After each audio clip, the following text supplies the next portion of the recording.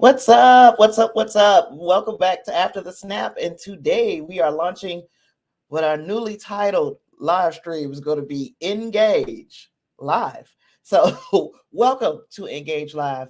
We're going to get things together here, get a good feel for what we want this show to be before Strange New Worlds comes out. So, thank you again for joining me. If you are here and have not yet subscribed, please hit the subscribe button. Make sure you smash the like button as well, so that people might be able to find this live stream. So I said we were going to talk about the Trek by numbers, and we can still do that. I just happened to look, and there's a lot of news to discuss, a whole lot of Star Trek stuff. And hopefully you find it as interesting as I did, because there are some things that are happening in the Star Trek universe. Hey, Justin. What's up, D? Glad you could be here, girl. It's been a long time since I've had you in the chat. And Justin, thank you, sir, for being here and being early. But before we get started with the news, man, there was some stuff that I found on I really found it on either Facebook or TikTok, one or the other. But they were talking about what they were discussing was race swapping. They were race swapping prominent figures. This would be rappers. They also did some actors, and there was one particular one that I wanted to share with you guys. But just so that you'll see what I'm talking about as far as what they did. This is what Kanye would look like if Kanye were Caucasian. And look, this really does look like what Kanye would look like if he were Caucasian. Then we move on. This is that, I don't know, that Triple X Temptation. I don't know how to say his name. But yeah, that does look like that kid. As we move on, this is what they said Tupac would look like. And I can buy that too. That does look like Tupac. Drake looks like Drake. Drake looks like Drake. And I don't know who is kid. Lil Peep. Don't know who that is. Not in my generation of music. But somebody knows, and maybe you will be able to tell me that this looks like Lil Peep. But this is Mac Miller. I had to look at it, but I'm trying to do it without looking at the names. And this is Eminem. And this is Will Smith. Now, so you've seen, this is like an example. You've seen how they were doing this. This is all AI generated. So AI is, they take a composite of the picture and then they swap the features. So this is not done. Oh, thank you. So yeah, now you just ask the AI, hey, do this, and the AI does it. So I brought all that up because, like I said, they were doing actors, they were doing rappers, and one of the actors and athletes, I'll say one of the athletes that they did was Michael Jordan. So, and I found it crazy because race swap Michael Jordan looks like somebody else. And I want you to tell me who you think race swapped Michael Jordan looks like. Put it in the chat. Because I can only tell you, it looks like he about to order Earl Grey hot to me.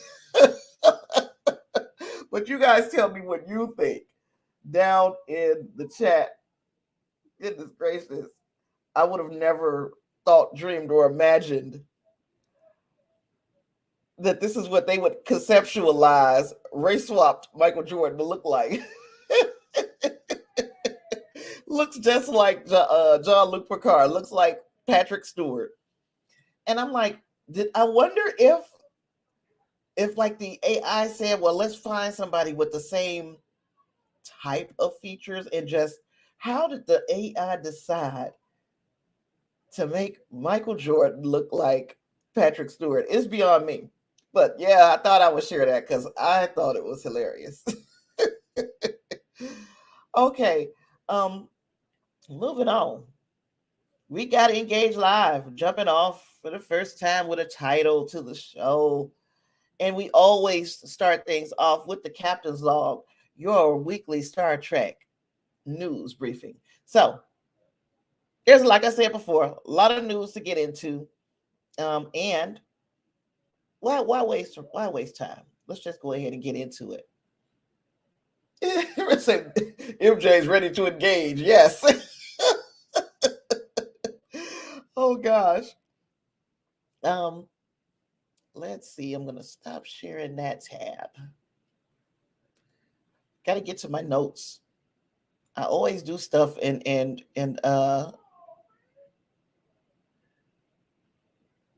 always do stuff and can't get out of it.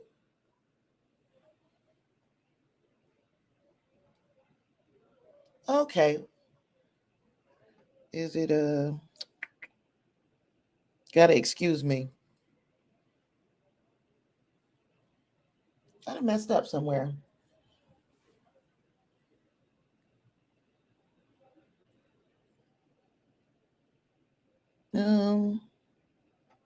Here we go, Tasha. Don't do that again. Get yourself all confused. Patrick Stewart's memoir. We got Patrick Stewart's memoir. It is called Making It So. It's going to be released on October 3rd, 2023. It's going to cover his life from his stage triumphs to working Star Trek and X-Men. And Patrick Stewart told Entertainment Weekly that working on the book was a brand new experience and that he enjoyed every moment of it. The book is going to be is currently available for pre-order on Amazon in hardcover for $35. You can get the Kindle ebook for $18.17 and an audio book narrated by Patrick Stewart. That will be $43.58. Now look, if I had it like that, so like Ideal World, Tasha just got it like that, I'm getting the audio book because, like I've said a million times, our days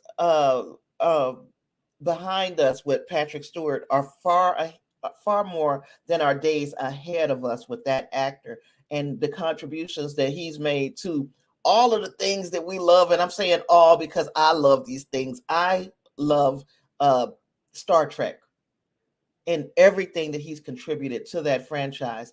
I love X-Men and all the things that he contributed to that franchise. And then also, I have an affinity. I can't say I love, but I do like Shakespeare. And Patrick Stewart is also known for the work that he's done in theater. So to keep him alive outside of Star Trek and outside of X-Men, I would love to have this book, the audio book, which is narrated by Patrick Stewart. And just to keep, again, you want to hear that voice, and you don't want to hear it talking to your Star Trek or start talking like Professor X. You could have the audio book and listen to him tell you a bedtime story. And look, I can remember during the pandemic, Patrick Stewart was reading Shakespeare on Twitter. He would like every day get in front of the camera and read Shakespeare to people. And that was a highlight to some of my days, to see him in his home being comfortable and just still trying to make other people happy, still trying to bring joy to people when people were so far apart. If and when Patrick Stewart leaves this earth, he is going to be missed. Whether I go before him or he goes before me, he's certainly going to be missed. And don't miss your opportunity to have a little piece of him with you when he goes. So that I said I had to share it because I just adore Patrick Stewart. Keeping with Picard and Patrick Stewart and Strange New Worlds as well, the Strange New Worlds soundtrack has finally dropped. Composer Naimi Melumad's, I know I'm not saying that right, 29 track score is available digitally and on YouTube. Lakeshore also released the 45 track Star Trek Picard Season 3 soundtrack last week, composed by Stephen Barton and Frederick Wiseman. The digital links are in the description box. So if you want those uh, soundtracks, look in the description of this live stream. The links are there. And you can also find full versions of both soundtracks on YouTube. I think I covered everything there. Then we got good news about Star Trek Prodigy and the action figures that go along with it. The first wave of Star Trek Prodigy action figures from Playmates Toys are now available in stores. So these figures include Gwen, Doll with Murph. So Doll comes with Murph, Zero, and Jankum Pog. Each figure is 5 inches and has multiple points of articulation. Comes with a variety of accessories. You can purchase them at Amazon for the following prices.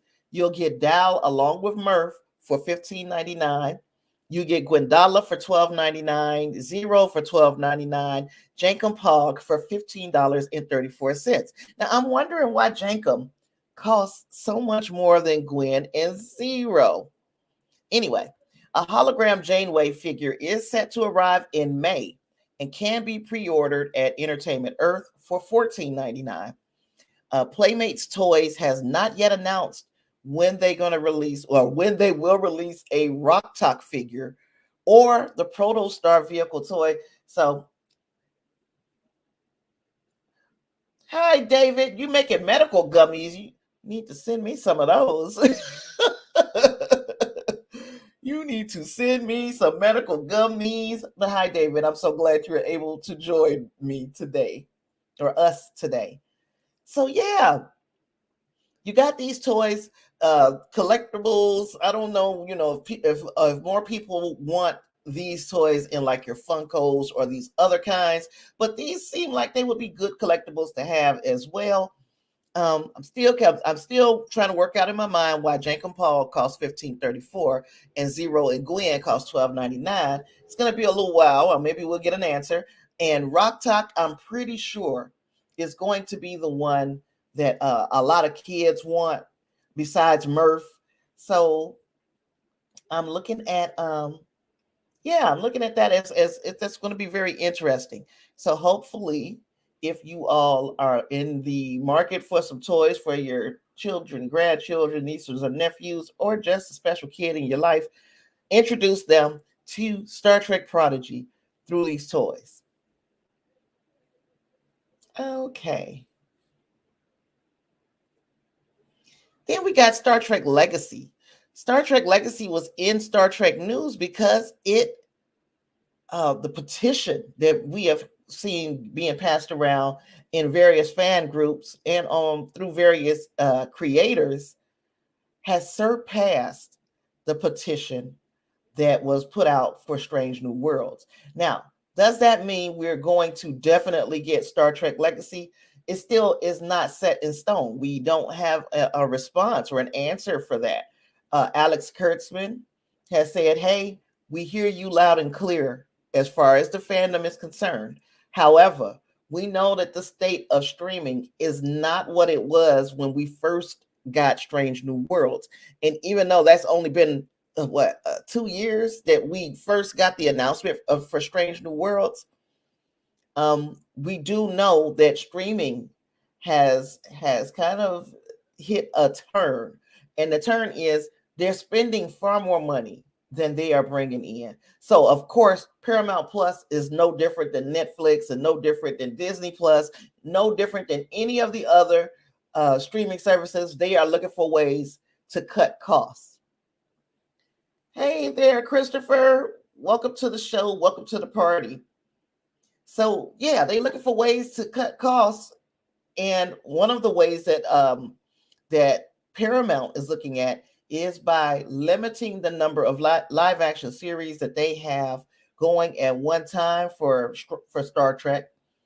Also, instead of making series, they're looking at making movies for certain things, and they want to make movies every 2 years. They want a movie to come out that is made for Paramount Plus. So those are two ways that they are already looking to cut costs. It is very hard to say that they are going to start work on Legacy anytime soon, because we got a Starfleet Academy has been announced. We know we're getting it. Even though Star Trek Discovery is ending, it is going to be hard to say whether or not the Paramount execs are going to say, hey, it's obvious that people want this series, the Star Trek Legacy series. The question is, are they people that are already subscribed and who are going to remain subscribed for the Star Trek content? Because if they are, what's the point of making a whole new series for us? What they're looking for is to bring some new faces in. Of course, they want them to stay. They want them to stay.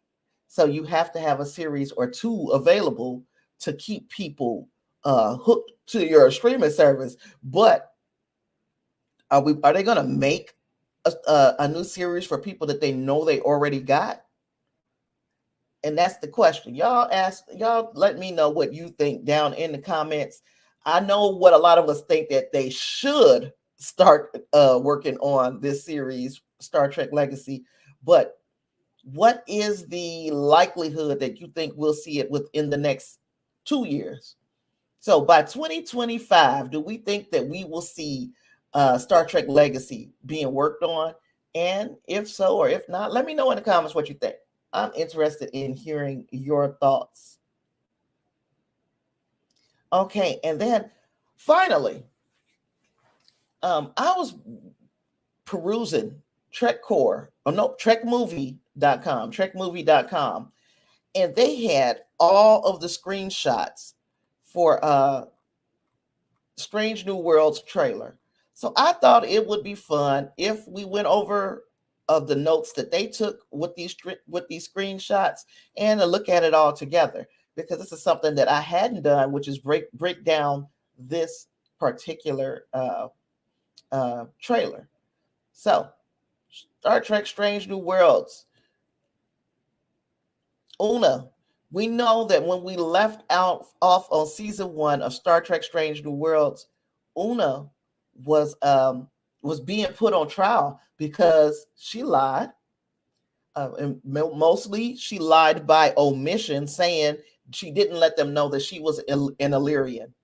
And Illyrians are they augmented, and they're not supposed to be, they're genetically enhanced, and they're not supposed to be allowed in Starfleet or the Federation. It's supposed to be against the law, against Federation law for them to be there.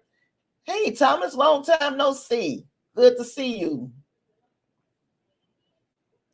So where we're picking up this season appears with her story is her going on trial for being deceptive to Starfleet and to the Federation. So that's where we start off. The character is back in uniform throughout the trailer, so it looks like this issue is going to be resolved pretty soon. I mean, pretty quickly. There are a couple of hints of a courtroom scene. Number one is this gavel and the bell, and also they have her service record right next to this bell. So we know we're gonna get one of those trials. And one of the things, I don't know if you guys are keen to this type of season, but this type of series. Is there a demand for people who want to see like a legal drama? There are people who want to see that. I'm one. I wouldn't mind seeing a legal drama set in Starfleet or set in the Federation, because there is an interest for those things. But you guys let me know if that's something that y'all would be interested in, as a movie or maybe a series. I don't know if we could do an entire series about these things, but a movie might be interesting. Then we see, possibly related to Una's trial, a few shots of the Enterprise around Starbase 1, located in the Sol system. So this base was seen a few times during season 1 and was first featured in the series premiere. Now, if you guys are interested in reading along with me, I do have the links to this article and to where the screenshots are located in the description, in the show notes. So please, you can check that out at your own convenience. I don't want to pass off that I've put this all together myself. This is from trekmovie.com. We also see a photo of the Enterprise warping away from Starbase 1. Then the big takeaway, one of the things that stood out the most about this trailer to me was Klingons. We got some Klingons in the mix. It is one of the most noteworthy things in the trailer, and the appearance of these Klingons. Tell me what you guys think, because famously, the Klingons in the original series were smooth in the ridge, in the forehead area. They didn't have the ridges that we saw in Klingons as we moved forward. And now that we are making a series that is set before the original series, and we're seeing these Klingons with the ridges, number one, do you think that messes with the continuity, even though we got an explanation in another series that came after the original series, but in universe is set before the original series, that was Enterprise, that gave us an explanation for why these Klingons don't have ridges, or the Klingons in TOS. Are you satisfied with that, and you're okay with these Klingons having ridges, or do you think that it would have been more in continuity if Strange New Worlds would have adopted those Klingons without the ridges? Let me know in the chat. One of the things I was looking at about these Klingons, however, well, two things. Thing number one, the Klingons in TNG back in the day, most of them were brown skinned, even though the actor themselves wasn't brown skinned. So I'm glad that they don't do that. Let's go ahead and just spray paint this character or this actor, so that all these Klingons are brown skinned. I'm glad they didn't do that. But another thing is, they look a little weird to me. That there's something about them that just really screams artificial. I don't know what it is. But I'm gonna. Is anybody else feeling some kind of way about the way these Klingons look? And then further, I was watching, because I did Trek by Numbers, and the first episode was Redemption Part 2. It's a whole lot of Klingons and Klingon stuff in Redemption Part 2. And the second one, the one that I just finished yesterday, I haven't edited it yet, so it will be out by Tuesday. But even in that one, I'm like, wow, it's a lot of Klingons in DS9 season 5 episode 1. That one is called Apocalypse Rising. So I'm like, wow, it's a lot of Klingons in there. And I'm wondering, like, when we get moving forward and they say, oh, it wasn't in the budget to have that many Klingons or that many aliens in these scenes. We have a lot of people, or a lot of aliens on the ships who look very human, because they are cutting costs in those areas. When I'm like, back in the day, in DS9 and in TNG, they had a gang of Klingons. Like, it was enough Klingons to have a party scene, those kinds of things. So why was it within budget 20, 30 years ago, but now all of a sudden the budget is too tight to do the thing that made Star Trek, which is have all of these alien species and they're all working together. I find it very weird now that we're spending more money on space battles and that kind of CGI instead of on the characters and making these alien species. Justin says, I think legacy will happen if we keep up the fight and stay united. I think it's fine to change the Klingons, but maybe make an episode or story arc for the change. But it looks like bad CGI though on it. It is a little weird looking. Yeah, I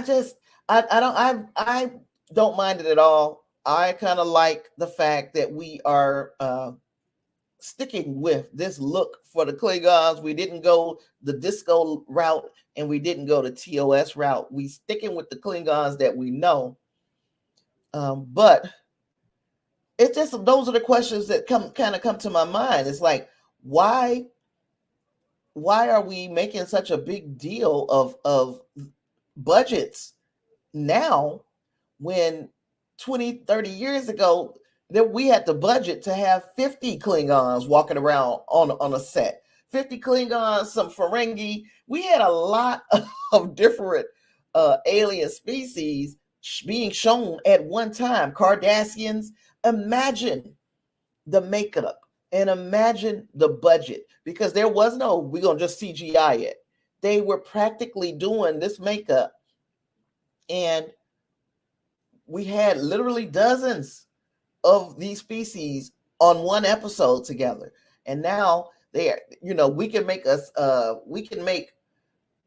all of the different special effects for the ships, but we are not using those same special effects for the characters. And the characters are what makes Star Trek to me. The ships are beautiful. Of course, we want to see the Enterprise. And of course, we want to see Voyager. We want to see the space station at DS9. We want to see those things. But what was driving those series were the character moments. So yeah, y'all let me know what you feeling on that too. So like they were saying, Strange New Worlds is a spinoff from season 2 of Star Trek Discovery, which updated the different look of the Klingons featured in the first season. No Klingons had been seen since, neither in seasons 3 and 4 of Discovery, nor in the first season of Strange New Worlds. The hair, makeup, and costumes for the Klingons in this trailer is more in line with traditional designs from the Next Generation era. Later in the trailer, Captain Pike and Lon can be seen surveilling what looks like a Klingon outpost, although it appears to feature an emblem for Starfleet. Yeah, that would be weird if that was a Starfleet, a Klingon outpost with Starfleet insignias back there. Anywho, this could possibly be a prison holding Starfleet officers from the recent Klingon War. Oh. Later, there is a shot of a Klingon D7 cruiser. This updated design for the classic TOS ship was first seen in season 2 of Discovery. So we saw in season 2 of Discovery, what is her name, L'Oreal? We saw her show a design for this ship, and now we're seeing these ships put in use. Justin says, I like the Klingons we know also, but there's a great story there, I think. Well, the story was pretty much told in a little bit. I guess we can expound on the story. The story was pretty much told in Enterprise. Don't get me to lying about the name of the episode, but in Enterprise, it was shown that there were some augmented Klingons. And after they had done these tests they had done these experiments on them, those Klingons began to look more human.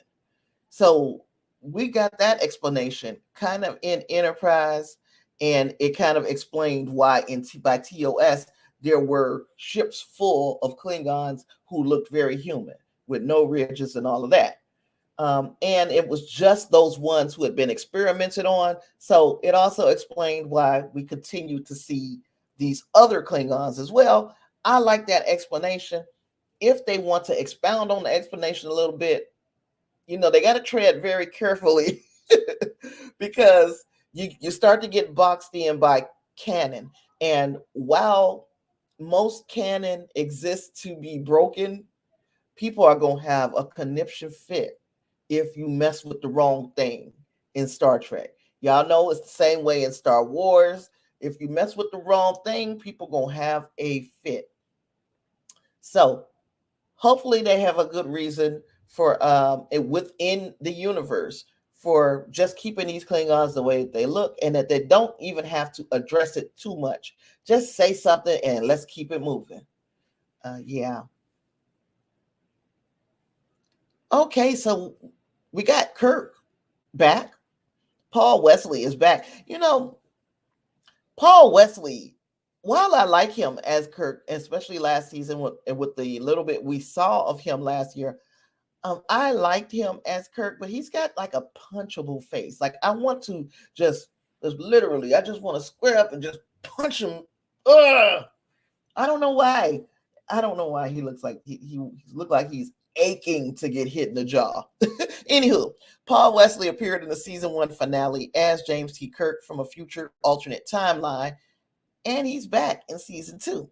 Wesley can be seen beaming onto the USS Enterprise. He is greeted by number 1 and La'an, and Kirk and La'an share a look. So he comes off, and then she got that look, and then he's got that look, and then number 1 is like, "Hey, you have an energy."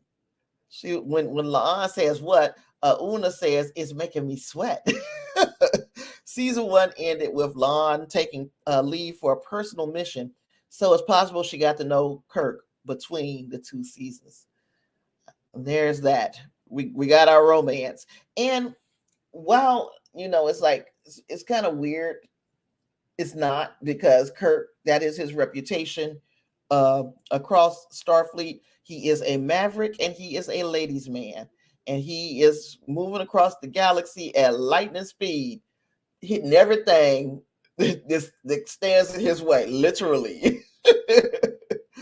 So the trailer wraps up with Lon and Kirk in a 21st century retail store. This reveals that the season is going to feature some time travel.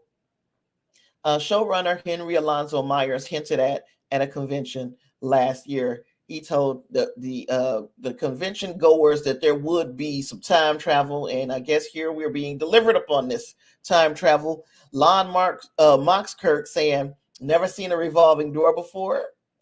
To which he replies, "I'm from space." This is a spin on Kirk's comment in Star Trek IV, The Voyage Home, when he tells Dr. Jillian Taylor, "I'm from Iowa. I only work in outer space." Same thing, Rios did it in Picard season 2. He said he was, I forgot where he said he was from. He was like, "No, I work in space." So yeah, he had a hard time with the door. In the 21st century setting, Kirk is wearing a different badge, possibly for the USS Farragut. Let's get a closer look at that. Okay, and he also has the captain's rank, as he was in the future depicted in the season 1 finale. However, at the time of season 2, he would likely still be a lieutenant. Now we have a new chief engineer, because we know last season, in the Strange New Worlds, we lost Hemmer, and I still think there's a way to bring Hemmer back. If you guys have your own thoughts on Hemmer and whether we even need to bring him back, put it in the comments. I think we should bring him back. It's a very interesting character, and he made a big sacrifice play. And it was just too soon to lose him. But anywho, we got this new chief engineer. We got Academy Award nominee Carol Kane. She's playing Pelia, the ship's new engineer, replacing Hemmer, who sacrificed himself in season 1. We get a glimpse of her in the trailer. First, as she looks over her shoulder, holding a pad. The pad she's holding says warning. So it's bad news, maybe. And then we also don't get anything that she says, but she's been described as highly educated and intelligent. I would expect most people on this starship to be highly educated and intelligent, but she suffers no fools, so she's really not one to play with. Apelia solves problems calmly and brusquely. Sounds an awful lot like Dr. Pulaski to me. Anywho, excuse me. Thanks to her many years of experience, later in the trailer, Pelia shares a laugh with Spock. Again, with the Gorn, we got some more Gorn stuff. The Gorn were reoccurring adversaries in the first season, and this trailer shows us that they will be back in season 2. Yeah, Justin, I can agree with that too. Justin says, I just feel Kirk may take away from this crew. That's all. Right, because Kirk's story has had an opportunity to breathe for a very long time. We've got Kirk all the way up from where he gets the Enterprise all the way to generations, and maybe even beyond. Now that we know that his body has been kept in stasis at Daystrom Station, but that's something entirely different.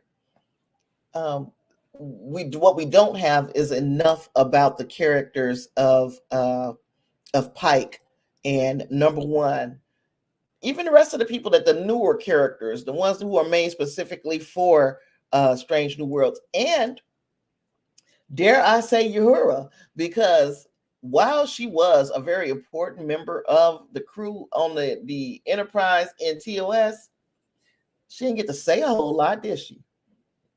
She didn't, she was there. And at the time, in that era, that was very important just for her to be there. But now we are getting a more nuanced look at Uhura. We're getting to see a personality outside of what we saw on the ship. And I think that's necessary for some of these characters who, while we knew them, we didn't know them. I'm going to pick up comments. Running errands, Wing Grace, all good. We'll be here for a little while. David said, just poured into moles, but I'm listening. Think Enterprise episode on Klingon Ridge is feasible and acceptable. Yeah. Said the same thing, Wing Grace. I mean, I literally just said we need a little more time with Himmer. And I can think of a way to bring Himmer back. What the question that I asked was, how many people think we need him back? I feel like there was a lot more story that could have been told there, but some people might have thought that his arc closed out the way it should have. I don't see it that way, but if you see it that way, I'd love to hear your thoughts. It looks like Win Grace is agreeing with me, however. So we got these Gorn back, though. We do have them. I don't know how I feel about seeing so much of the Gorn.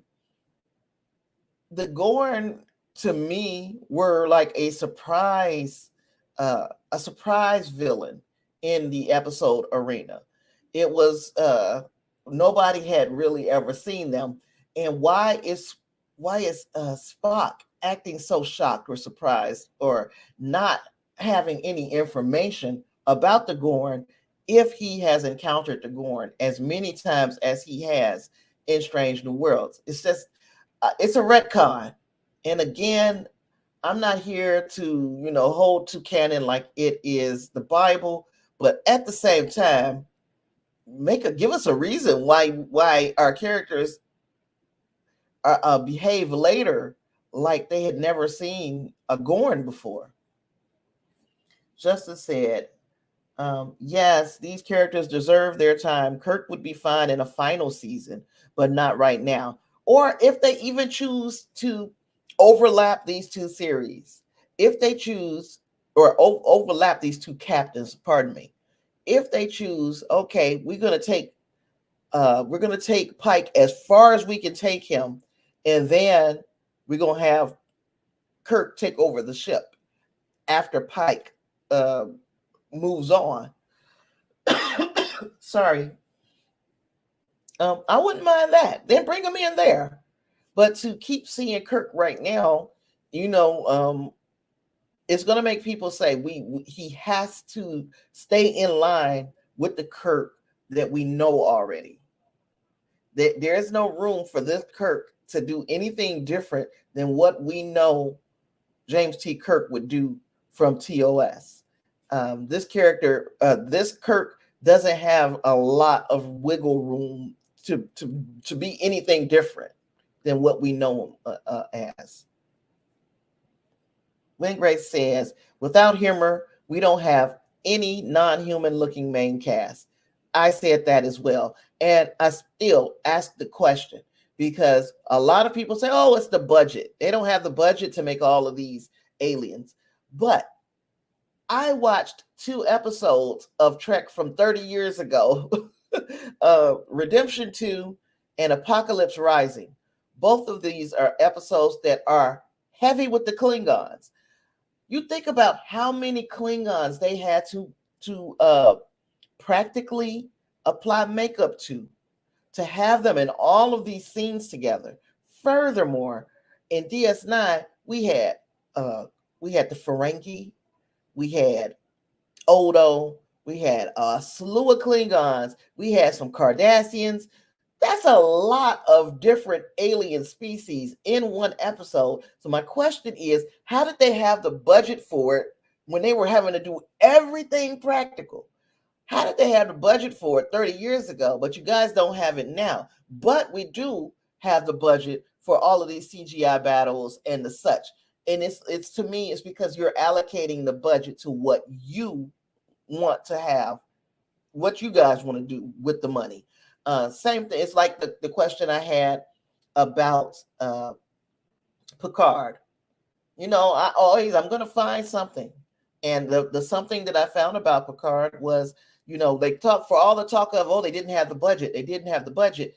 They did a lot of stuff in Picard that was kind of unnecessary because that's what they wanted to do. They used their budget for what they wanted to use it for. So that's why we didn't get to see any aliens or this or that. So anywho, same thing I'm saying here. We're using budget for the Gorn, but for for the whole first season, we saw no we saw no Klingons. That might have been by design, or it might have been because we are misappropriating the funds. We are effing up the church's money. Wig Gray says, Spock and Kirk now both know the Gorn and Khan via love. Right. And I forgot about Khan. Yeah, they know the Gorn and Khan. So it is dancing over the line. And the thing, okay, it ain't dancing over the line. We know they can do whatever they want. They got the pen, they got the paper. The pen is mightier than the sword, so they can write whatever they want. And we kind of, if you are a real fan, you're going to roll with it. You might have your complaints like I do from time to time, but you're going to roll with it. You're just going to see where they take things. And I guess that's where we are with Khan and the Gorn. Rest in peace, Himmer. Hey, Clarence. Good to see you, sir. And Clarence also agrees that he does not want Kirk just yet. Yeah, enough. Well, not enough because we're gonna run into, I think, a little bit more Kirk here later. Justice says, I agree. There always should be budget for costumes and prosthetics. Strange New Worlds should have that budget. All of these series. If Star Trek Deep Space Nine and Star Trek TNG had the budget, these series have the budget. They just gotta, okay, yes, we want you guys in space, but we ain't gotta see space. We ain't gotta see all the special effects that you guys want to do out there. I read somewhere where Terry Matalas said that a lot of the budget was used for that scene of Vadic going out in space and shattering. A lot of the budget was used there. He didn't specifically say what dollar amount, but he said that was quite a bit. And then you think about the fact that they built that set for the Enterprise bridge. They built that set from the ground up. That's your budget right there. That's it. It's pretty much gone.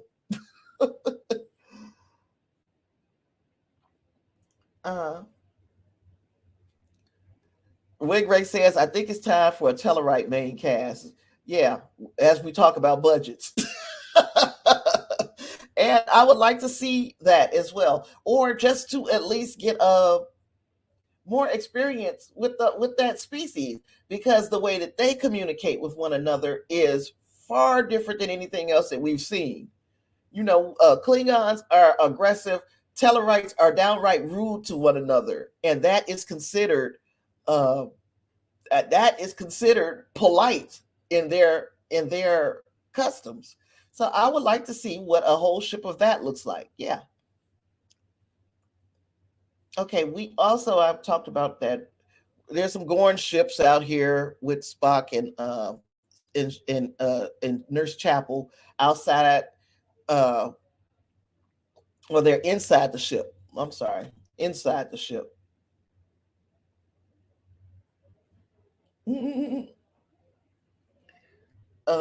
Clarence Walsication, and I'm wondering when that's coming.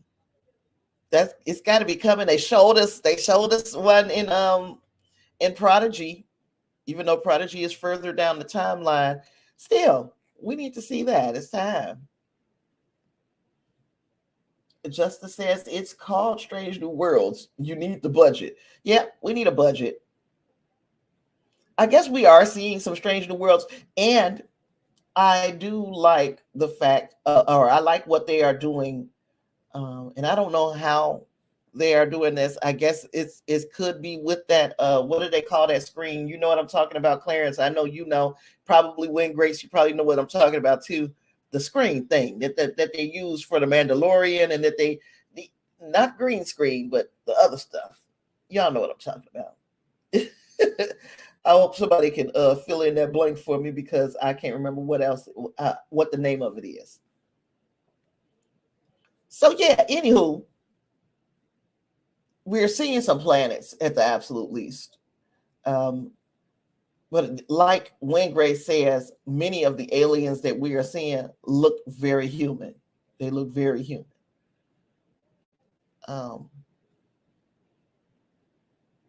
The volume, yes. That's the word that I'm looking for, the volume. So I don't know if they're using that. I know we knew that they used it for a disco, especially during the pandemic. They used it for disco a bit, and it looked good. It looked good in The Mandalorian. It looked good in all the things that I can put my finger on that I know that they used it on. And I believe it will look good here as well. I don't think they're losing anything by using the volume to bring those sets to life. Did they use the volume for what's the name of the one on HBO Max based on the video game? Lord, what is wrong? The Last of Us. When Grace says, maybe I'm old school, but I prefer the budget to go to good sets and characters instead of excessive space battles every episode. Exactly. Because, we did see some things happen in space from time to time. It wasn't every episode of TNG, DS9, or the original series. And when we did, it was of course, this was years ago. This is kind of rudimentary special effects. But when I sit down in here and I watch those episodes again, now maybe it would be cheesier if I were a young person. But this is the way I remember it, so it doesn't look too cheesy to me. It's what kept me interested when I was a younger person. So, I don't know. They don't have to, the space battles don't have to occur every episode. They don't have to be elaborate. You can have you can have an episode, and I'm trying to think of one that the bottle episode that we had last season of Strange New Worlds, the one when they went out into space. I mean, they were facing off against the Romulans in the alternate universe. I can't remember that they overdid it in that episode with the special effects. Excellent use of the volume on the Hemmer Gowron episode. Beautifully done. And we can continue to do that. Everything doesn't have to be CGI. Everything doesn't have to be, everything doesn't have to be these big, elaborate. And I don't know how much it costs to use the volume, but I think that I read that it is a money-saving venture.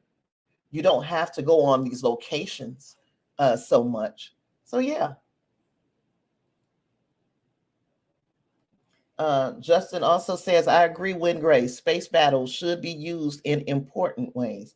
Yeah. Did I like the space battles in Picard? Of course I did. I'm a freaking nerd. But, and when they used them, there were points where when they used those space battles, they were 100% necessary. 100% necessary. At the end, it was 100% necessary. We needed the space scenes and what went on in those scenes. We needed that. Every episode of every series does not have to be that. We don't need it like that. So a clip released last year revealed a visit to Rigel 7. Let me see. A planet Pike visited in the first TOS pilot, The Cage. That clip showed Pike, Lon, and Dr. M'Benga having to take a shuttle down to the planet in native costume. Issues with the atmosphere were going to require incredible skill to pilot the shuttle, and the bit from the trailer shows them having trouble. Then we see, the trio can go back. The trio can later be seen traveling on foot, still in their native garb. Then we see Uhura visiting a shuttle crash. And remind me, if anybody, how did Uhura say her family passed away? It wasn't in a shuttle crash, was it? I can't remember. Tell me if y'all remember. But Uhura visits a shuttle crash.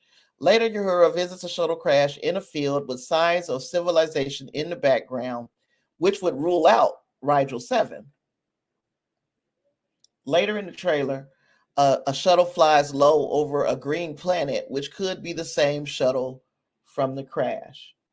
Because if Uhura's parents and brother perished in a shuttle crash, could she be revisiting that moment from her past?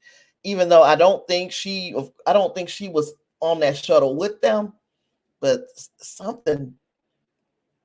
I really wish I could put my finger. I'm gonna have to watch Strange New Worlds again before it comes on June 15th.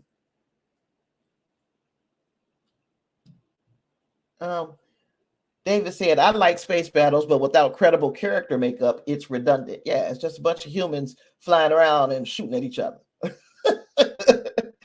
Oh, if you want to see that, we just turn on the news.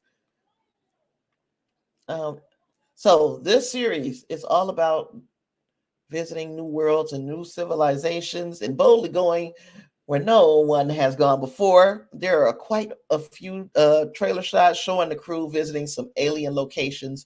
This includes Spock, Pike, and Lon on a desolate world or moon. So yeah, we get them. And that's one thing they are doing. They are visiting some strange new worlds.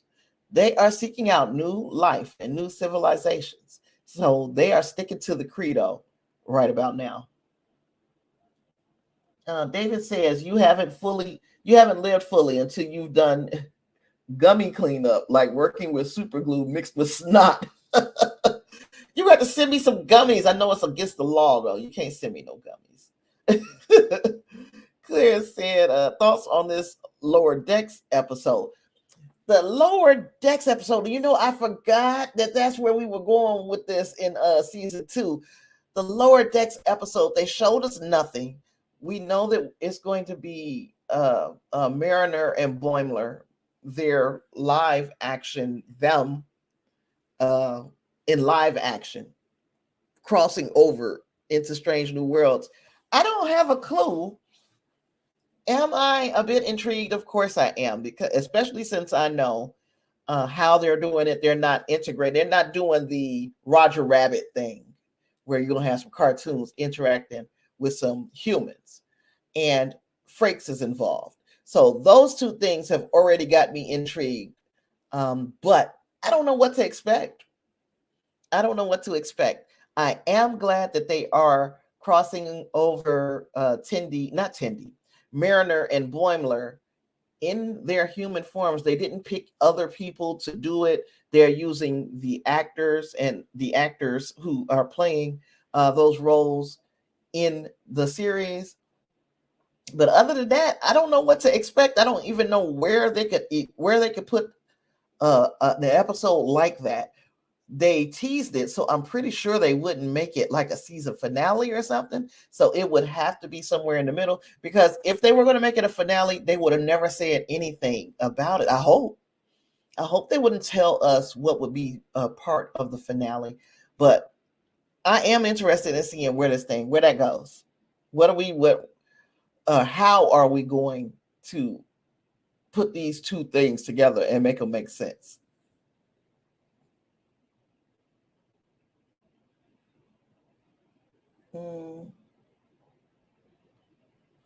I'm missing something. Oh, Justice said, I thought they did die that way, but maybe I'm mistaken. Yeah, I'm going to have to watch it. I have forgotten more than I remember. This shot is from Strange New Worlds. Yes. A lot of these shots, all of those shots, everything that I have shown in the last, say, 10, 15 minutes has been from Strange New Worlds. And when Grace says, they showed a shot of what could be the Guardian of Forever in this trailer. Another issue, a huge one. Yes, that could be the means of crossover. Now we're going to go through a few more of the screen grabs that they had on trekmovie.com, but that would be interesting. Interesting if they did that, which would be, of course, that would be the way you could do it. You have to be going all the way into the future, grabbing Mariner and Boimler and bringing them back to the past and hoping they don't F anything up. And this is Mariner and Boimler we're talking about. So I'm pretty sure they're going to kill the wrong butterfly or step on the wrong bee or something and ruin the entire timeline in some way, shape, or form. We'll see. So we got Christine Chapel checking out an alien chamber. Also a couple of aerial shots of alien worlds. And then that's all I got right there. We know that June 15th is when things are coming. Is this wasn't what you was talking about? Was it When Grace? Let me know if you see the slide of the what you think is the Guardian of Forever. Now, one of the things that I wanted last season that I did not get is more Ortegas. I love the actress who plays Ortegas, and don't get me the line, I can't remember her name right now, but I like her. And I like the character, but we just did not get an opportunity to get a lot of solo Ortegas. It looks like they are going to make up for that this season, and we are going to explore some more of her story.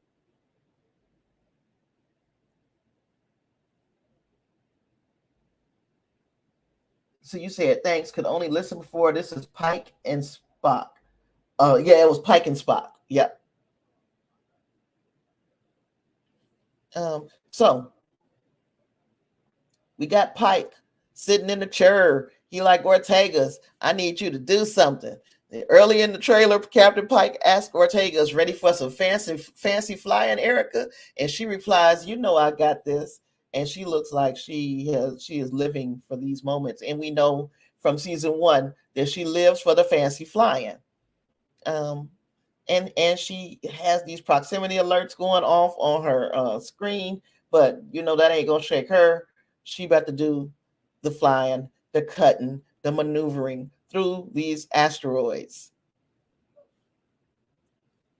And then we got a shot of Spock giving Ortega's a bit of a side eye as she's enjoying herself, but Pike is not in the captain's chair. So this is not the same section of the trailer or the same scene as the trailer as where we saw Pike saying, "Hey, we need you to do some fancy flying." So we got Ortega's again, whole separate scene, but now she's getting to rib Spock a little bit instead of Pike. Now, we also see an awful lot of M'Benga in this trailer, and I really hope that does not mean that we're going to see the end of M'Benga. I don't think we do, because I think that character survives, moves on. But Dr. M'Benga pops up in a few places in the trailer, paired up with different characters. Here he is with Ortega's, sharing a laugh over a meal. He and Nurse Chapel share a fist bump, and it's real nice to know that they still doing fist bumps in the TOS TOS era, the pre-TOS era. Okay, welcome to the show, Mr. Reinhardt. Glad to see you. Glad you could be here. So yeah. Now this next scene, yeah, that's that plot armor. He is in TOS, so he's safe. Good. This next little scene, that looks a little, they look like they didn't been through some shit. That's first and foremost. But it almost borders on romantic. Does it look romantic to you? The way they looking into one another's eyes, seeing stars. We also get M'Benga training with Lon and Babs. I can't say his last name. Olusamokun. I can't say his last name. His name Babs. He's a black belt in jiu-jitsu. So he know what he doing when you come talking about fighting and sparring and the such. And then he's in some kind of pain or anguish or something that's going on here. We also see, thank God, because we can explore interpersonal relationships. We can see the professionalism or to a lot of people, the lack of. There are some people who don't like this crew because they are too relaxed. I feel like, number one, especially during this time, Starfleet is the arm of is like the military arm, but it is it's for exploration. So it's not the military. It is the military, but it's not the military. If you understand, if you're picking up what I'm putting down. So these people can have fun with one another. It is like it is in any business. It is, I guess, recommended that there is a certain amount of separation from command and the crew, but these people they've been in this situation on this ship in close quarters with one another for months on months on months. So of course they're going to become friends. So I like to see, especially the characters like this, they have human tendencies. Let them be human, and I don't mind it. Justice says that did look like a love scene between Mbanga and Chapel. Yeah, they look little cozy. Wingray says Una, Ortega's, Lon, and the engineer are pretty much the only ones that don't have to survive into TOS, right? So, and I hope that they keep some of them. And here's my question to you guys, because this is something that I would like to see. I'd like to see the overlap. There are stories, there are TOS stories that can be told that will not break canon. And I wouldn't mind seeing that happen. And there are also ways to continue the stories of some of these characters that won't break canon. The characters from the original Pike's Enterprise. Pike's Enterprise, those characters can move on and go do other things, and we can still kind of stay in touch with what took them there, or what they did once they got to their next posting or next assignment.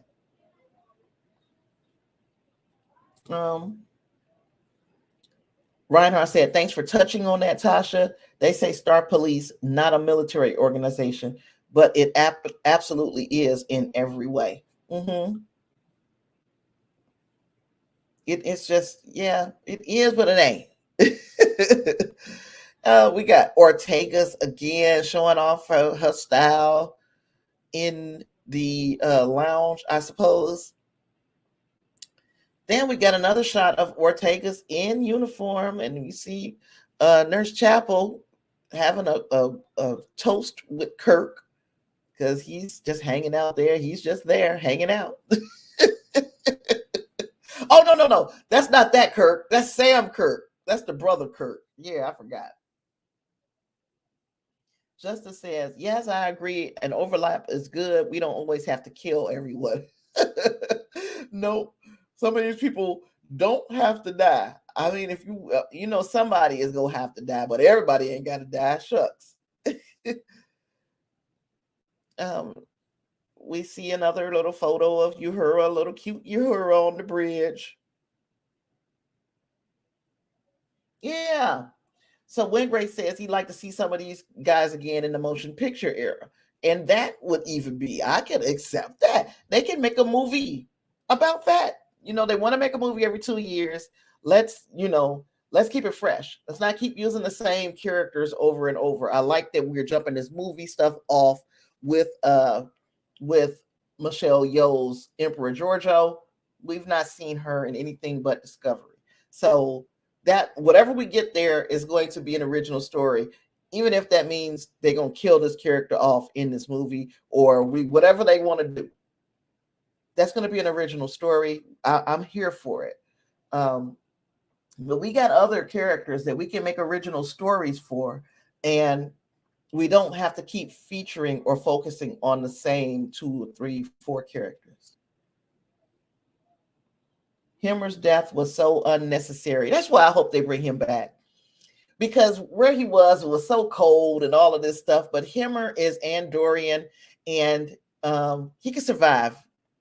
He can survive in those elements.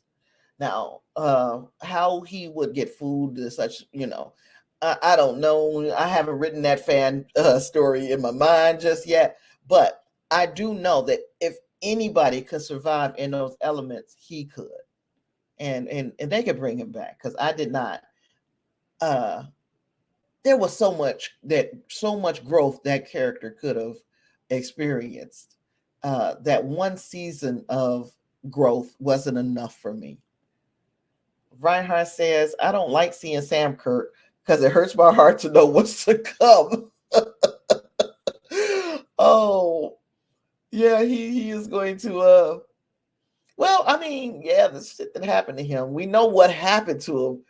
We just saw Sam laid out. We just saw him laid out on the ground with Kirk over him like, he's dead.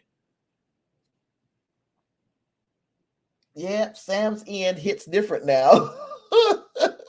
Everybody is feeling bad for Sam. Yeah.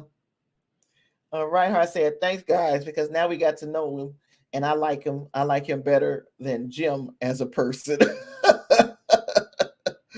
Oh gosh. Okay, we got Spock playing his Vulcan lute. Um, that's a dope little scene. It looks like. Then we got danger. There are a couple of out of context moments showing some dangerous situations in this trailer. One features an explosion that pulls a crew person out into space. Bet you that's not anybody we know. A couple of vials of green liquid fall and break open, likely releasing something dangerous. Yep, I don't know whose feet those are, but don't get that on your shoes, buddy.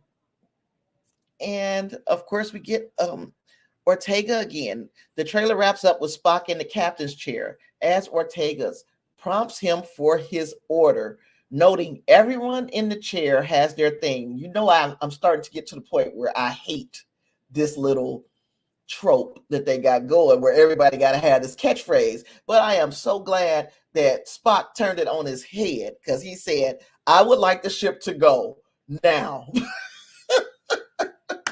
And that to me is how Spock would respond in that situation. I want the ship to go. That's it. That's all. I want the ship to go. And the face that goes along with it. So we know June 15th, Paramount Plus. We getting it. We're getting season 2. Yay. And we know also later on we will be getting we'll be getting what's the name of it? Prodigy, not Prodigy. Lower Decks. Lord have mercy. Just like Clarence brought up a little while ago, we also know that we're going to get that crossover episode between Lower Decks and Strange New Worlds during Strange New Worlds season 2. Does anybody have an idea of where they're going? I know Wingrave says there is a chance that there was a Guardian of Forever looking thingy that they could possibly use to make that trip back to the past. But does anybody else have any ideas of how they are going to make that happen? Because I'd like to hear it. What else? What else? What else? Yeah, I ain't got nothing. So, y'all know that I just did the Trek by Numbers episode for Redemption Part 2. And that one was a TNG episode, and it was a Klingon-centered episode, one of the ones where Worf is taking on the Duras family. I think this was like maybe the third story that they had told during that arc of this subject in the background. This one, like I said,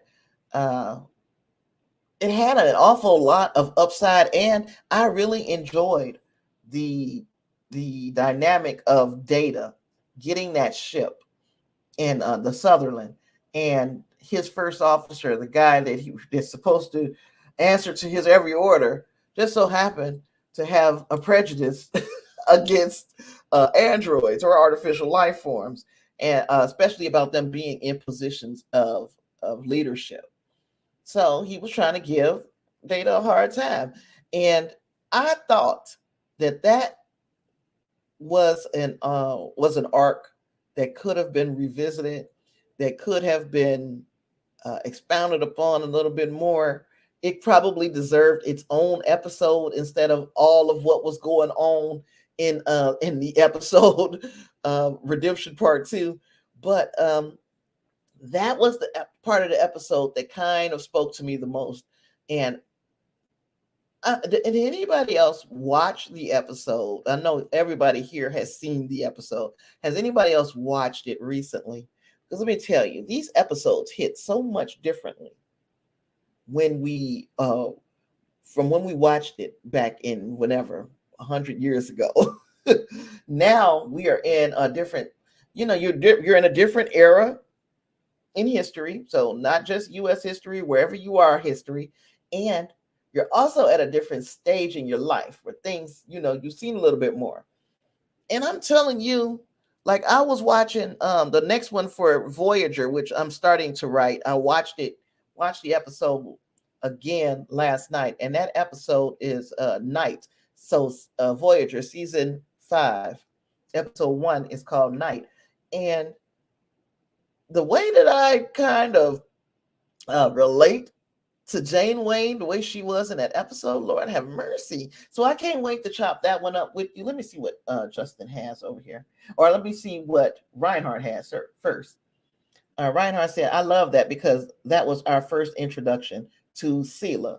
Yeah, that was weird. I don't know how, of course, if you've watched my recap and you understand that I didn't understand how we do, I still don't get how she's back then. Yesterday's Enterprise stuff didn't happen in this timeline. So how does she cross into this timeline?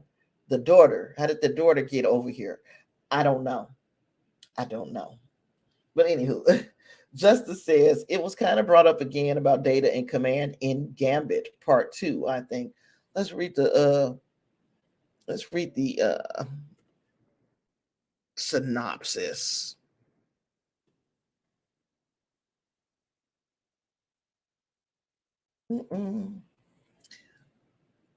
Picard and Riker, trapped on the mercenary ship, discover that the artifact being sought is a potentially lethal weapon. Riker and Picard, let me read this. Riker and Picard must find out why this intergalactic gang is looting archaeological sites. And I'm telling you, y'all giving me that, but y'all ain't giving me nothing else. I'm trying to remember what happened with Data. Hey, James Worthy was in this episode. How about that? Data's promotion to first officer after the supposed death of Picard. His position in command means he should be wearing a red uniform instead of the gold one he normally wears, just as he did in Chain of Command Part 2. I guess it's a lot of these episodes that I'm forgetting about. However, he keeps wearing his gold outfit. Oh, yeah. I can't. Somebody gonna tell me. Wingray says, I just double checked. The Guardian Forever type of shot is about 32 seconds into the trailer, right after the spinning phaser asteroid fly through. I'm gonna have to watch it. And then I'm gonna write it down so I won't forget what number, how long into the trailer I'm supposed to be watching for. 32 seconds. Same little sheet of paper I wrote Reinhardt's thing on and still ain't go there. Strange New Worlds. I wish I could play it with y'all, but I can't. Reinhardt said, what task when the Enterprise C re-entered the rift, it went back into the prime timeline. So it went back into the original timeline. And in the original timeline, the ship was destroyed. But what they're saying is, henceforth, there were two Tasha Yars, one who was a kid and one who was an adult, captured by the Romulans. Yeah, like I said, this is like I said. So, okay, here's my problem with that. Even though it makes sense what you just said. Once I slow that thought process down and start moving it around in my head, it makes sense. But if you bring Tasha Yar back, one of the things that we know in her past is that she escaped these rape gangs and she lived to become a Starfleet officer. And then she died this crazy death at the end of season 1. So why would you bring her back just to have her once again killed? But in this time she got killed It was in the very way that she survived. She survived the rape gangs and stuff as a kid. So now she comes back and has to relive the trauma of being made an assault victim over and over, having a child by her assaulter, and then trying to do what was best for the child, but having your child brainwashed and having your assaulter give the order to kill you. How does that make things better? Now, some might say, oh, it was a different time. That would have been more honorable. No, there is no situation where that would have been honorable. If a man is writing the script and he's not understanding how being a victim is still being a victim, no matter what, you're still a victim. That wasn't a save for Tasha Yar. So none of that makes sense to me. None of it. Justice said he's in command, and him and Worf have. I remember him and Worf have some agreements. All I'll say is it's a great two-parter. I remember now. Weird Gray says, I saw the theory on the channel Hailing Frequencies, who has a cool Star Trek channel and very few subs. Well, we don't know if the Tasha Yar of the alternate timeline dealt with those gangs, but it is likely. Because wouldn't she have had, I don't know, wouldn't she have had the same childhood all the way up until going into Starfleet? And then where things went different is when Starfleet entered this Enterprise C didn't go back in time. Don't get me to, I'm confused. I will confuse myself.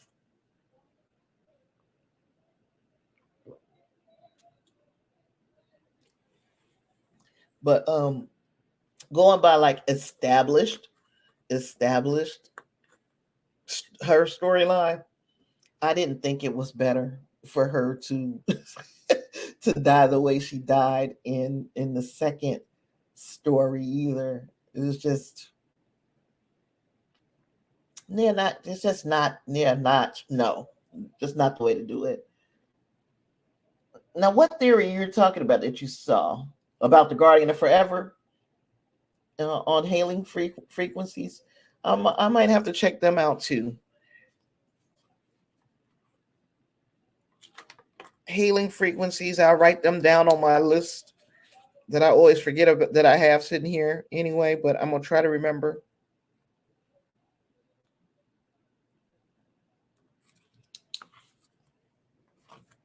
So, yeah.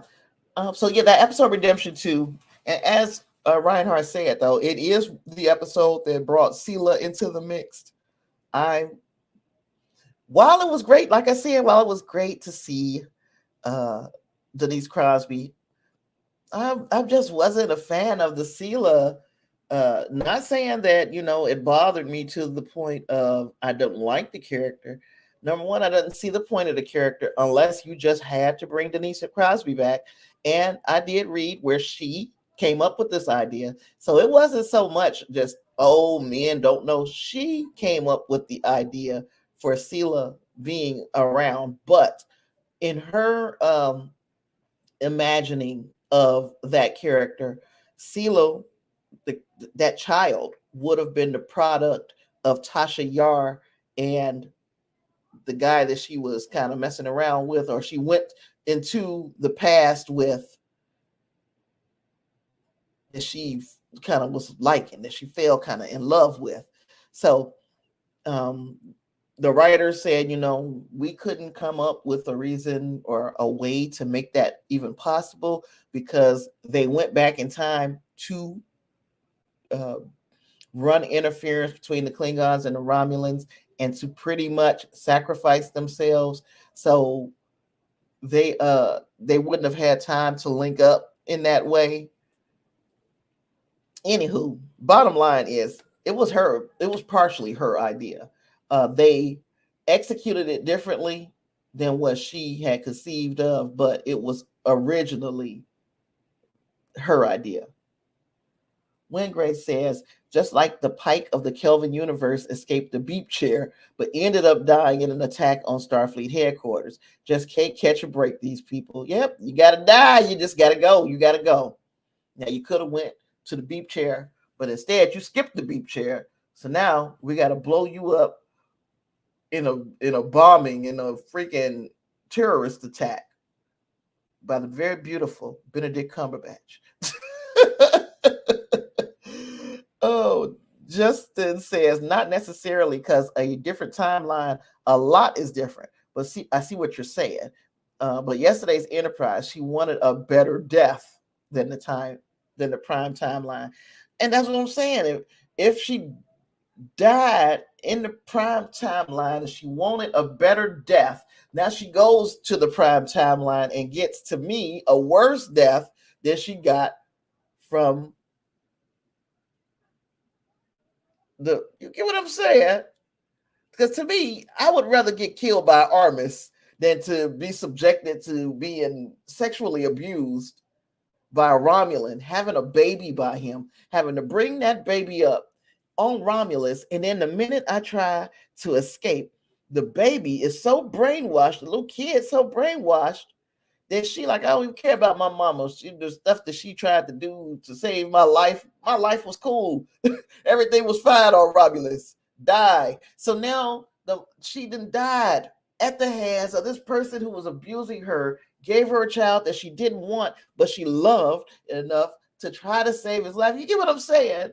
It just starts to get, this is worse. Send me back to Armis. Send me right back to Armis. Shit. Oh my gosh. It would be terrible to me. But yeah, but like Wingray said, maybe there was a version of a timeline that her death did become honorable. If you keep going to different alternate universes, it's like what is the name of that? Is it Schrodinger's cat? Where this cat is in the box, and up until you know exactly what happened, what choice, what decision was made by this cat, all possibilities are open. Anything could be, it's like a million different outcomes until you know the one. And that is what Tasha Yar, and I guess all the characters, it's wide open. There are a million different outcomes that could happen with these people, and me too. Like, when our lives too, we can walk out and decide we're gonna take a left or right. We can go straight. We can go back in the house. There are a lot of options with us just stepping to the door. You know what I mean? I don't know. Might not make sense to many people, but it's kind of crazy. It makes sense that she would want a better death, and just keeps getting the worst end of dying. Oh gosh. Oh, what else? What else did I want to talk about that episode? Worf, his road to self-discovery, because Worf again has a very idealized picture of what a Klingon, or how they behave, what makes a Klingon a Klingon. He is modeling himself off of the ideal. And then when he goes and he's on the ship with his brother, he finds out that they are real. They're not ideal. So they are doing things the way real people do. And Worf doesn't understand it, because Worf has an expectation that Klingons are supposed to carry themselves with this type of honor. And what he's basically doing is making himself, he's trying to be perfect in an imperfect world. And he's finding out that for all of the trying that he is doing to be so perfect in the Klingon Empire, it's going to make it impossible for him to live there because the rest of the people are just being regular people. And regular on Quonos is different than regular in Starfleet.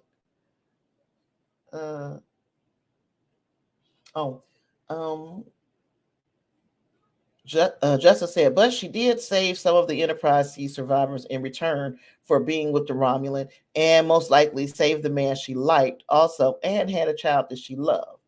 But it's still sad. I agree. Right.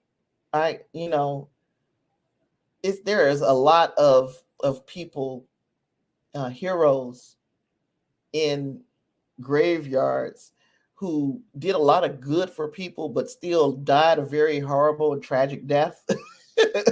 And I think that Tasha Yar, if she were a real person, because she's just a character in the show, but if she were a real person, she would be that. She would be a person who died a very horrible and tragic death. However, she kept a lot of other people from that same fate.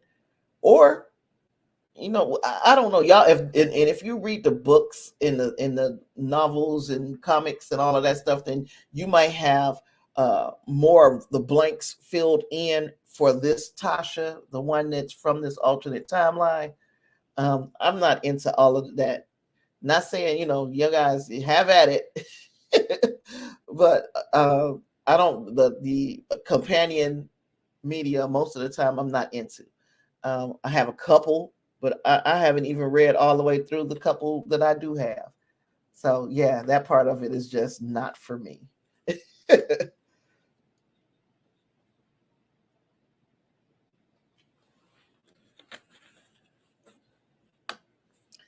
So yeah, Worf finds himself in a bad position to the point where he's like, man, just take me back to Starfleet. These people is crazy and there ain't nothing I can do. They're not about to hear me. Of course, it also lets Worf know that if, that there are changes that he'd like to see to the Klingon Empire, and you got to be the change that you want to see. And there is an opportunity for us to hear more of Worf's story to tell us whether he became the change that he wanted to see. Wingray says, in a better world, we could have gotten Tasha and Sela's story concluded in Picard season 1. If we could have gotten something, something could have been said about Sela. Let me see. You know what? Because that character, she's not one. I'm just not interested. I'm just not interested. I just don't like the way it was executed. And I am in the minority there for 100% sure. I'm in the minority. Now, Justin says that Sela was going to be a nemesis originally, but they passed on that idea. They should have brought her there. That would have made some sense. It would have fit in the story. But yeah, I'm just that character, Tasha Yar, yes. Give me as much as we can. Sela was a bit forced for me. Oh gosh. What else? We talked about, and then we could talk about Starfleet in Redemption 2. Because every time I brought up the fact that it would take a long time to rebuild Space Dock, every time I brought that up for Picard, everybody was telling me, oh, but Shelby said that after the Best of Both Worlds, that they would have their fleet back in a year. But we find out in Redemption Part 2 that wasn't true, because Shelby may have thought that Starfleet would have everything fixed and everything would be back to normal in a year. But in Redemption Part 2, here we are just about a year after the Best of Both Worlds, and the fleet is still, there are so many ships still in dry dock. The ships that they have out there are spread super thin, and they are barely crewed. They don't. A lot of the ships don't have a full crew complement. So, did was what's her name? Shelby? Was she right when she said space that Starfleet would rebound from the events of Wolf 359 in a year? No, she wasn't. And that again makes me ask the question: could they have gotten Space Dock back in the sky in less than a year if all of these ships that we were talking about that everybody was correcting me on, they ain't even fixed yet in Wolf 359 in the best of both worlds. So make sure you're following me.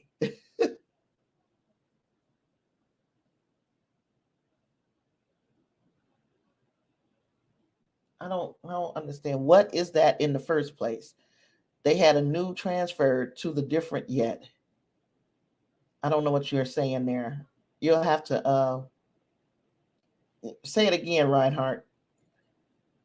Wingray says, when the events of Best of Both Worlds occurred, Starfleet was incredibly arrogant and probably way overestimated their abilities. And I agree with you, Wingray. I hope they learned and improved after that. I can agree with that. Maybe the fact that they had the gall to think that they would just bounce back.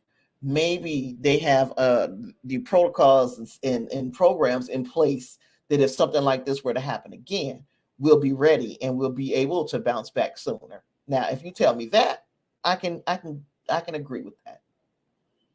Justin says, funny, Starfleet goes from 100 ships to like thousands, depending on the story. Right. It's just like, one of the things, and I don't want to talk too much about season 5, episode 1 of Star Trek Voyager, because you guys know that recap will be coming out for Trek by Numbers this week. I want to say Tuesday because I got everything but editing done, but you know how I can get this baby and me. But anywho, it's just like Janeway talked so much about torpedoes.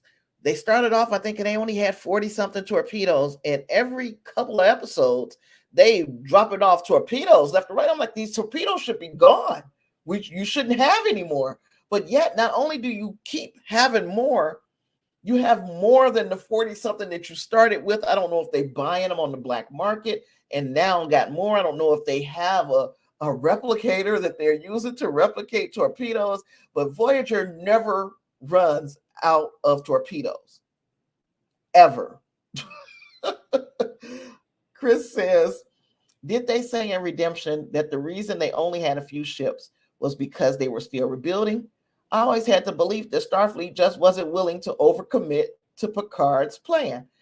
Now, did they ever say it out loud? No, they did not. They did not ever say it out loud.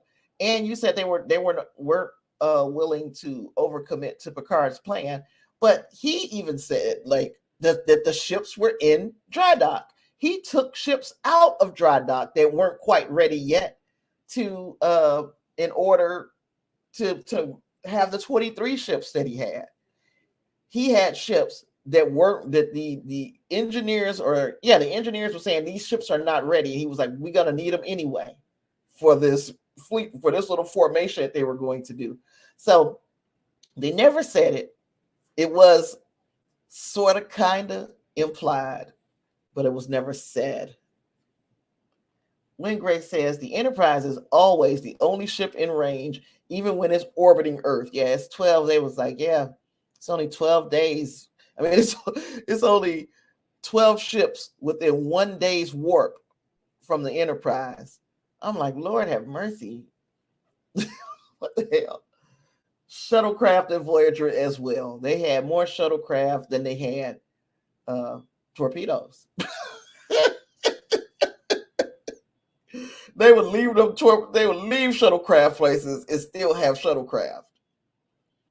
Wingray says Voyager had infinite shuttles and torpedoes. Oh gosh. Yes. Justice said they crashed or destroyed more than Troy. Yeah, they had a lot of torpedoes.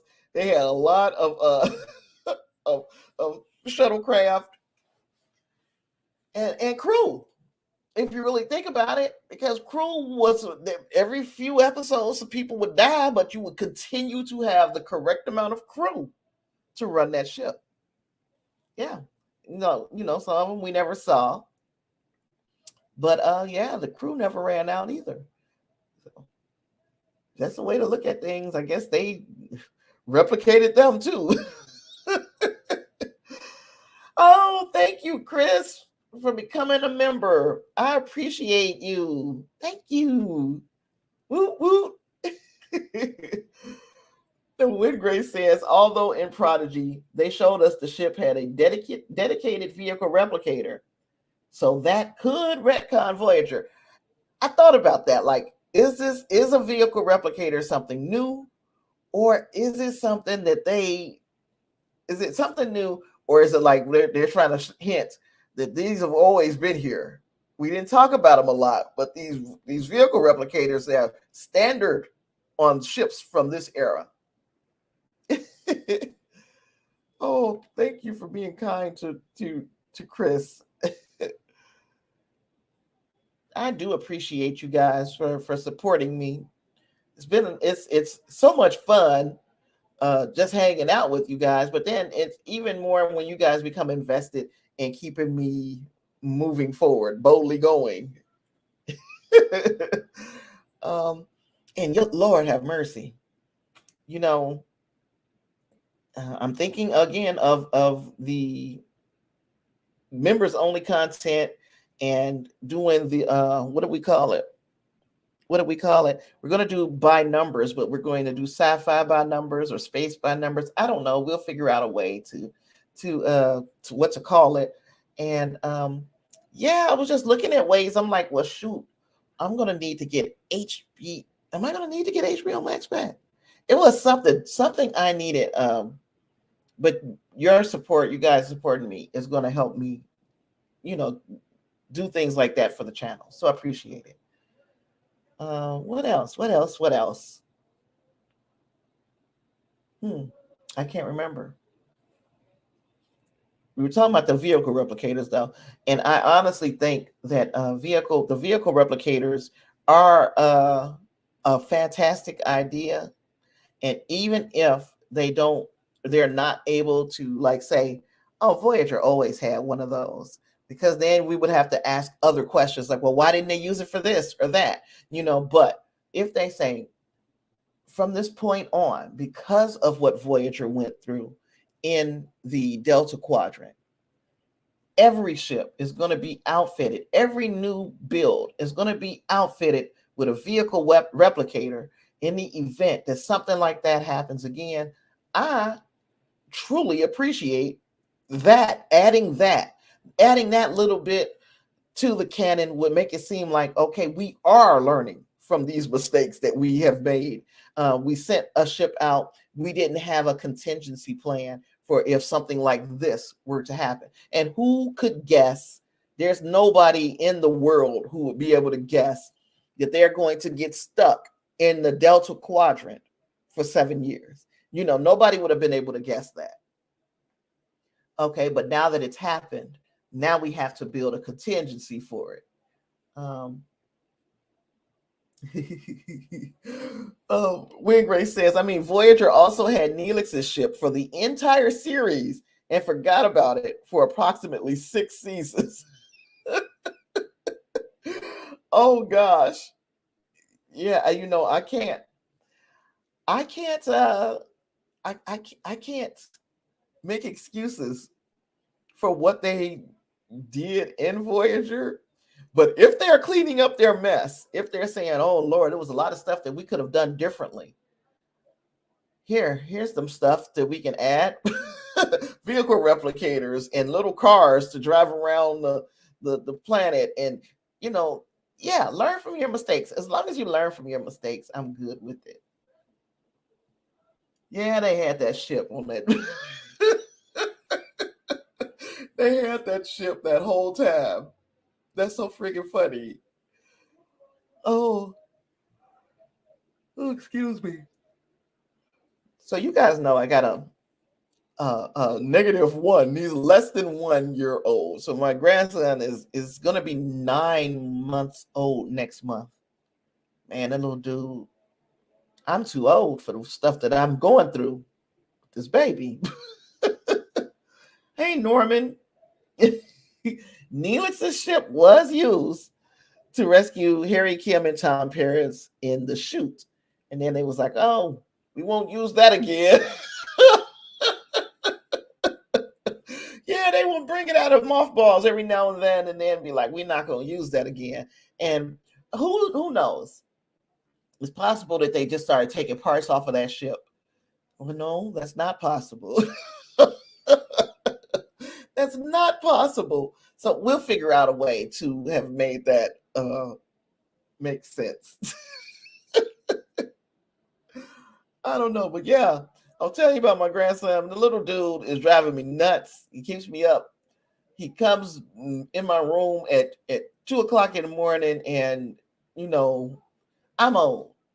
You come in there and wake me up at 2 o'clock in the morning. I'm staying up because that's what time old people get up anyway. He got the nerve to go back to sleep and look comfortable, and I'm up. I said all that to say this. I've been up since 2 o'clock this morning. And I'm exhausted. So I'm gonna read some comments and I'm gonna start wrapping up Engage Live. When Grace says, which was used more? Neelix's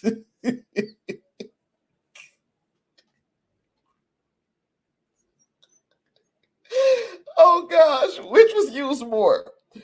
Neelix's ship or Joe Carey? They both suddenly reappeared in the final episodes of season 7.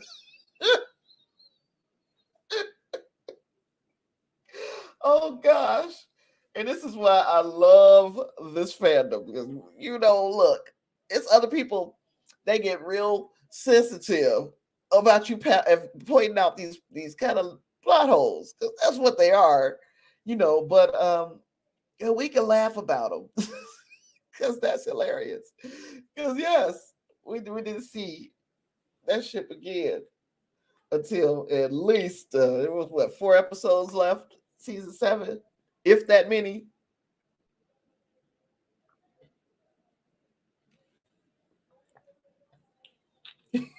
Joe Red Shirt. Oh. Am I ready for my panel this month? I am working on it. I'm doing okay. So we're talking about as far as Clarence, because Clarence is going to be joining me if he's still on board. I don't know, but the discussion that we plan to have is about the evolution of Star Trek characters, and there are some characters who have had an opportunity to grow far more than others. It's real easy to talk about the main ones, your Kirks, the ones like Picard that's had all of this growth. But then I also like to start exploring the Strange New World side of things. Pike, that's a character who was we didn't get much. We just got the introduction and how he ended up in the beep chair. Now we're getting a personality. Now we're getting a backstory. Now we're getting some of the things that he enjoys doing. So now that we're getting all of that in the main timeline, in series canon, now that we're getting all of that, those are the characters that I want to focus on. I'm only going to have 45 minutes to talk, and I'll probably take 15 minutes of questions. Or 45 minutes to talk, 10 minutes of questions, and 10 minutes of people coming in and getting settled in, introductions and the such. So I said all that to say that's like light work for me, but I don't want to take it for granted because you guys know I have anxiety. So there a lot of preparation without being over prepared, without sounding like I am lecturing a group instead of having a conversation. I don't want to come across like I got all the answers because obviously I don't. I repeat you guys so much. I obviously don't have all the answers, but I do want to come at least come across um, like I am semi prepared. So yes, I am semi ready, but not 100% ready. I got a little bit more uh, outlines, I guess. I don't want a script because Lord have mercy. Nothing is worse than sitting there and watching somebody read off of a card. Whereas I want to outline, though. I do want to have a very strong outline so that I won't freak out. Oh, uh, Chris says, Tasha, don't sell yourself short. You have great insight. I appreciate that. Thanks. It just says, sounds cool. I'll be praying it goes very well for you and Clarence. I'm gonna need those prayers. I appreciate it. Um, and if I can, like, the plan is to have someone there to record. Someone being my son. So if my son is there to record, I'm going to release that for members only. Um, after comic palooza.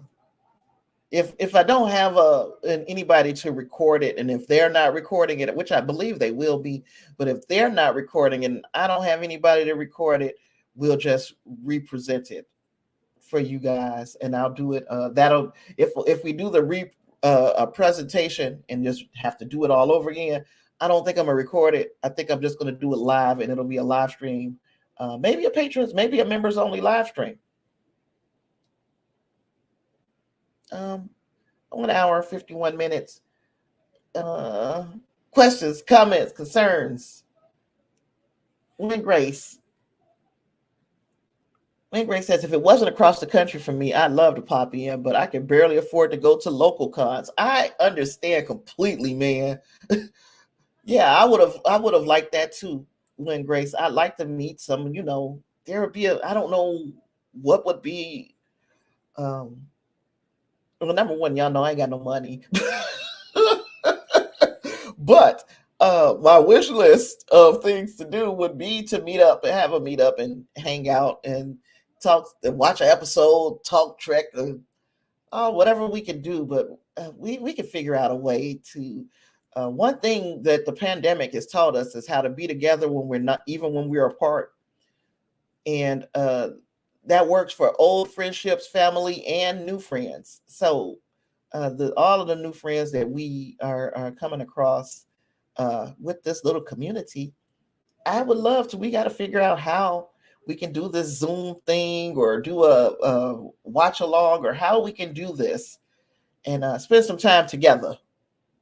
Everybody's face in the place. Now, what else was I going to say?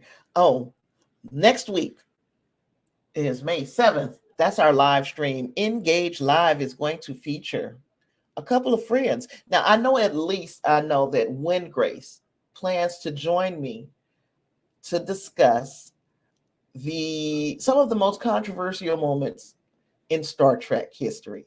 Now, when we say most controversial, it doesn't necessarily have to be controversial to everyone. It's just going to be what's controversial to the person who's watching.